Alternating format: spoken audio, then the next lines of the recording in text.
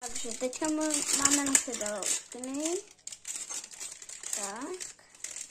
Mám to ještě hodně. A pokazili jsme to. Tak počkej. Dobré. Tak a tak. Teď se to podařilo. My jsme to měli nechat schladit. Neměli jsme to tam dávat hned. Vidíš? To se podařilo. Toto. Jaj. Co to je? Co to přilepilo celé? Možná to... Je to tak v pohodě. Je to v pohodě, tady to... Je to dobré. Budeme ještě vyřezávat. Takže...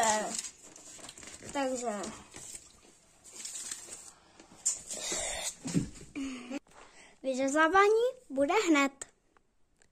Párce bude hned za minutu. Nezapomeň dát odběr, ale nemusíš.